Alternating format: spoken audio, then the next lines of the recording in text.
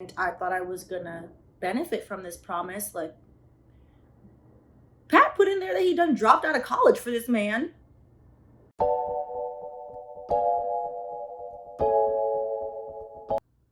Welcome back to Wine and Chill, your home for all things entertainment law shenanigans. If you're new here, I'm Stephanie, your friendly neighborhood lawyer. Well, not your lawyer, which brings me quickly to our disclaimer. By watching this video, you understand and acknowledge full disclaimer down below in the description box.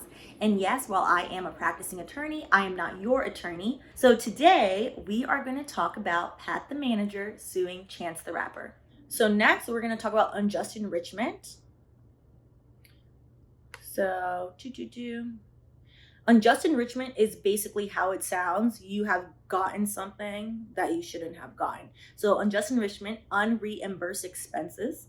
So, paragraph 61, CTR, Cool Pop Merch, and CTR Touring's conduct has resulted in CTR, Cool Pop Merch, and CTR Touring retaining PTM's fund in the amount of $2.5 million, which funds were advanced on behalf of CTR, Cool Pop Merch, and CTR Touring, and which in good conscience and equity should be reimbursed to PTM. CTR, Cool Pop Merch, and CTR Touring's unjust enrichment has been at the direct expense of and detriment to PTM. So, with unjust enrichment, there are three elements. The plaintiff must have provided defendant with something of value while expecting compensation in return. So, that would then be saying like, hey, we done lent you $2.5 million, not for giggles, but because I wanted my money back. Second, the defendant must have acknowledged, accepted, and benefited from whatever the plaintiff provided. Arguably, Chance used that money to then advance like whichever projects he was working on. And then third, the plaintiff has to show that it would be inequitable for the defendant to enjoy the benefit of the plaintiff action without paying for it. So unjust enrichment is basically run me my money that I gave you. It's like, I gave you this because I thought you were going to give it back to me, or I thought this was going to be an investment as we usually do into our merch. You never made the merch, so run me my money back. That's where the other part of the damages are coming from. And then the last part that we are going to talk about is promissory estoppel, which, gosh, I haven't looked at promissory estoppel since I was in law school. This is such like a contracts class throwback. So promissory estoppel in the alternative. So promissory estoppel, this claim is only going to continue if the judge finds that there's no contract. So if they find there's a contract, that means that promissory estoppel, that claim will get dropped, and then contract, breach of implied contract, that claim will also get dropped.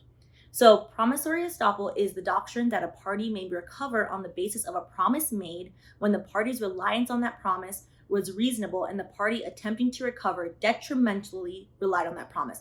It's pretty much almost the same as breach of contract implied. It's like, okay, so I relied on this promise and I thought I was gonna benefit from this promise. Like, Pat put in there that he done dropped out of college for this man. Paragraph 68. In the alternative, if there was no contract in law between PTM on one hand and CTR, etc., all the parties, PTM states as follows. In or around December 2013, CTR, Cool Pop Merch, and CTR Touring promised to pay PTM 15% of annual net profits of CTR, Cool Pop Merch, and CTR Touring in exchange for PTM's talent management services. So that's how promissory estoppel works. In the reliance on CTR, Cool Pop Merch, and CTR Touring promises, PTM provided CTR, Cool Pop Merch, and CTR Touring with talent management services from 2013 to 2020. PTM's reliance on CTR, it's going to start tracking the legal elements to show CTR relied on the promise under the circumstances, was reasonable, expected, and foreseeable. What Chance will likely argue, he might come back and say like, hey, we didn't agree on 15%, we agreed on 5%. That is going to be more so the argument. The argument is not going to be, oh no, I never told you I'd give you anything. Like, nobody would believe that. He would just lose at that point, to be quite frank. So he's probably going to say, I promise you a lower percent. And then what's going to happen, the last claim in here is count 7, request for accounting. So basically, Pat has his sets of receipts, but he wants the judge during discovery to make Chance pull up all of the invoices, all of the receipts of all the monies he's made in the past 7, almost 8 years, and say like, okay, if you guys made $1 million, did Pat get $150,000? The numbers are much higher than that, but y'all know math is not my ministry. It's not my ministry. So we're going to keep with that. So that's where we are. So we're going to see how this plays out. To be honest, outside of the fact that this is just an oral agreement, this is pretty standard. If you are going to fire somebody, well, then you have to pay them. You have to pay them the money you owe them. Also, it is standard where managers, when they do, managers sue for this all the time when they get fired. When they sue, they will ask for 3 years in furtherance of the estimated expenses, because the idea is, okay, well, I started putting in these leads for you, so any money you make 3 years from now, technically I did the work for it. So it's nothing out of the normal. What's unfortunate in the situation is you have two friends who basically, 8 years is a really good run, to be honest. In entertainment, that's a pretty decent run. This could have been avoided by just writing down the contract. Because then what happened is, when people are like writing the high life and everything is going well, everybody's happy. But the minute something goes wrong, people want a scapegoat. They want to point their finger at somebody and they want to say, my album failed because you didn't tell me, blah, blah, blah. Well, if the other person doesn't agree with you, they're going to tell you, no, I have 10 texts here that I told you that was a bad idea. So the best way to avoid arguments with friends is to A, not hire your friend, just saying, or B, if you want to hire your friend, just go online, download a little free template and be like, hey friend, we're agreeing to this, just sign this. That way, in the, likely chance, X amount of years from now or tomorrow, we get mad at each other, we can just look at this and be like, okay, no hard feelings, we're fine, no more business relationship, we can continue to be friends. Once you sue somebody, that friendship is dead in the water, dead. Like, it's just gone.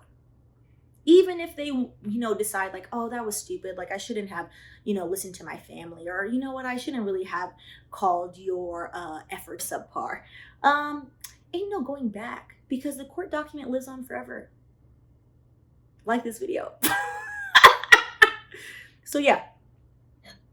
Thank you guys. So this will be interesting to see. I will update you whenever Chance's reply comes in. So it's the holidays, probably after the holidays, I'm assuming he'll reply.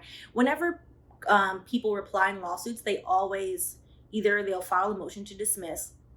That wouldn't work in this. Like, he has enough receipts, I'm assuming, to be like, we'll try file a motion to dismiss. Or what he's gonna do is just reply and just deny everything. This should be interesting. I see it settling, to be honest. These things rarely ever go like all the way to trial. Nobody has time for that. So it's gonna be a mess. It's just gonna be a mess. Well, thank you guys as usual for tuning in. And if you haven't already, please go ahead and like and subscribe. And yeah, I'll see you guys in the next video.